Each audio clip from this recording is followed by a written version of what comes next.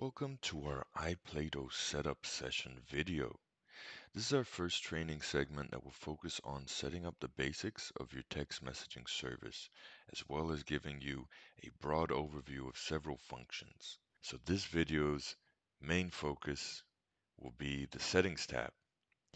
Now this is the spot to allocate our automatic reminders and our cancellation confirmation messages. We'll be going over all of its functions and assigning and allocating all of its settings. So let's get started. Let's click on the tab in the upper row and begin.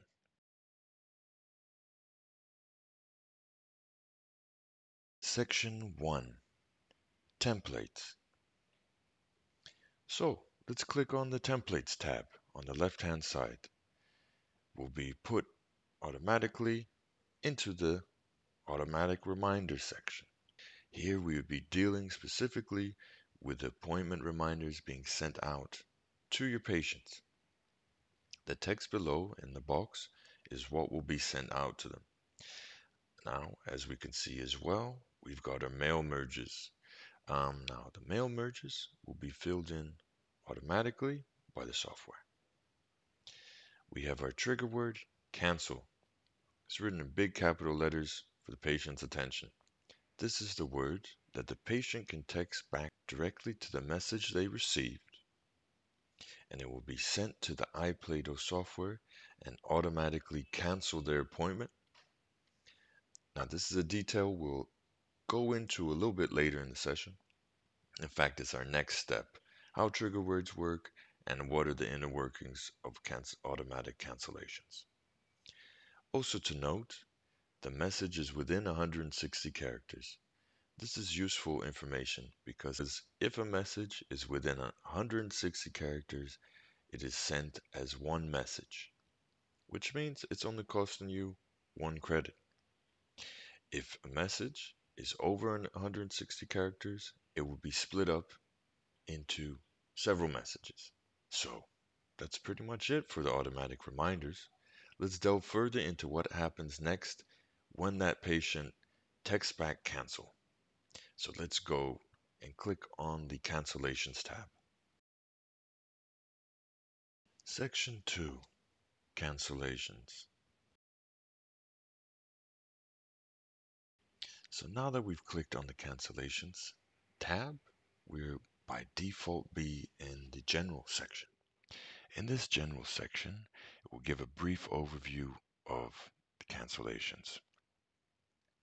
We have our green light, which means the function is active. The status is put to enabled, and our trigger word for the function is stored here in big capital letters, cancel. Now the trigger word, as I mentioned before, is the word that a patient can text back to the software, and the software will read that and automatically pull off the function. So in this specific instance, that would be to cancel an appointment. If a patient wishes to cancel their appointment, all they need to do is to reply directly to the text with the word cancel. It will automatically cancel that appointment and record it on your clinical system. The software will pick up lowercase or uppercase spellings of the word, and it will also pick up any misspellings. Say if a patient typed ansel or sell or wrote it in other context like canceling. Now, there is a rare occasion where a patient might send the message, please don't cancel my appointment. In that case, it's obvious they've misunderstood the message they've received, and the system will also be confused and read the trigger word, so it would cancel that appointment. Now, that's not to worry. Our next step is going to show what happens when an appointment is successfully canceled. It could help amend this problem. So let's take a cursor and click on the confirmation section. So on any occasion where an appointment is canceled, the system will notify the patient by sending this text to them to confirm the appointment is canceled. So it's a great function for patients that want that confirmation to know that it's successfully gone through. And it's also great if, in that rare occasion, a patient accidentally cancels their appointment. As you can see, the text is within our 160 characters. Also, if you wish to edit or add to the message, it is simple. Just click on the text box, type what you wish, and click Save. Great. Now, let's click over on the next tab, our summary reports. So, what is a summary report? A summary report is a report that is generated daily at midnight for your practice's use. Now, it will summarize all cancellation replies that have been generated on that day. It's a great, easy reference for your practice to see what is happening with cancellations. Now, if a patient has 2 appointments on the same day and wishes to cancel one, the system will unfortunately grow confused and not cancel it.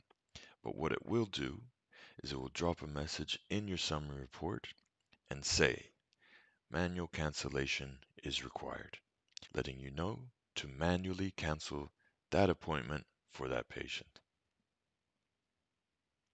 Now, we're able to assign the summary report to a specific email address just by simply clicking the Enable Dial, and then we want to go to Add New. We'll get the pop-up box, then simply type in the email address that you wish this report to be sent to, click Save, and then click Save once again on the main box. And then the summary report is enabled and will be sent to that email address. Please pause the video and take a minute to do this. All done? Great. Let's move on to the next tab, which is Rules. Section 3, Rules. Here we are in the Reminder Rules section. Now this section is quite straightforward. Here we can set up the frequency that appointment reminders are sent out to patients. The default settings are set according to best practice guidelines. Now we can see if the appointment is booked within 1 week, the patient will get 1 appointment reminder 1 day in advance. They book the appointment over a week or even over a month, the patient will get 1 appointment reminder 3 days in advance and a second appointment reminder 1 day in advance. If your practice wishes to change any of these settings, simply click on the dial to adjust the number and then click Save. If you're happy with these default settings, great. Then we can move on to the next tab, which depending on your clinical system will either be the Read Code tab or the Snowmed tab. Section 4, Read Code or Snowmed section. Now, working in a practice surgery, there is no doubt you must be very familiar with clinical codes. So, in that case, this section is quite straightforward and simple. Here's where the read codes for the messages that are manually and automatically sent out are linked to, as well as the read codes for the messages that you're receiving. Now, if your surgery uses Snowmed, this section will be named the Snowmed tab alternatively. If your practice is changing their clinical codes from read codes to Snowmed, that's not to worry. The iPLATO software is completely compatible with both read codes and Snowmed. So if you're transitioning, this step can simply be done by informing our support team on help@iplato.com, telling them of your change on the clinical system, and they will handle the rest for you. Great. So let's jump over to our next step, exclusion. Section 5, Exclusion. So now that we've pressed the Exclusion tab, I want you first, before we do anything else, let's scroll over the upper mini tabs and click on Excluded Slot Types first. Great. So here we can see in the active box, the iPLATO software has picked up every slot type you have on your clinical system. Now what we're given the opportunity to do here is exclude any of these slot types them from sending an appointment reminder out. This comes in quite handy for most practices who want to exclude stuff like home visits or telephone appointments. So if there are any you wish to exclude, please just highlight the slot and then click the Move Selected button. Or alternatively, you can just double click on it. Either of these actions will send that slot type over to the excluded box. Once you're happy with that, click Save. After that, if an appointment is booked under that slot, no appointment reminders will be sent out. Now, if you wish to action this, please pause the video and go ahead and unpause when you're ready to move on. All done? Great. Let's click on the next tab over to the left, Excluded Session Clinics. Now, for Vision and System 1 users, this tab will not apply to your clinical system, so no worries, we can just ignore this step. For MS users, however, this tab will come in handy. It's the same exact theory as what we conducted in the last tab, except for here it's focused on session clinics that are held on your clinical system. So, if necessary, pause the video, take a minute to sort through the session clinics, then click Save, and then replay the video. All done? Brilliant. Okay, let's move to the next tab over. Excluded session holders. Great. So excluded session holders will be relevant to all clinical system types: Vision, System 1, and EMIS. Now here, the iPLATO software has picked up any clinicians, also known as session holders, from your clinical system. Now, you might see some older employees that are no longer with the practice. That's not to worry. The iPLATO software is very thorough when it grabs all the session holders over on your clinical system. But here we'll be able to exclude any of the older names or clinicians who you don't wish to send out appointment reminders for.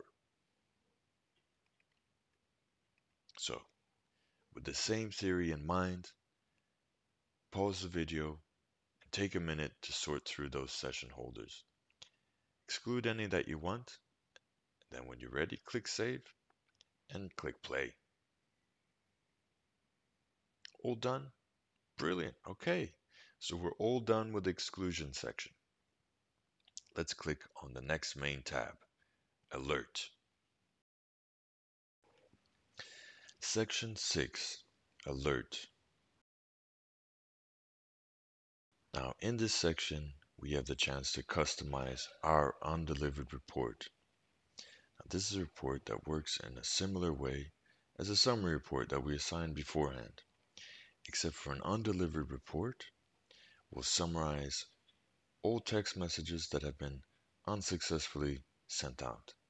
Now, the report would specifically point to two types of errors. If the message has failed, that means that this phone number no longer exists. If the message has expired, that means the phone number exists, but the message was unable to get through over the course of 72 hours. Unlike the summary report, we have the chance to customize how often this report is generated. We do this by going to the period trigger. You select daily, weekly, or even monthly. It's up to you. Just remember to click Save. Now, the main site admin's email will automatically be assigned to this report By default, if you wish to change his email address, click on the recipient list option and choose Custom. This will clear the box. Then you'll be able to click Add New, type in the new email address, and then click Save. If you wish to do this now before we move on, please pause the video and go ahead and action it. Ready to move forward? Great. Okay, let's click on the Gateway tab.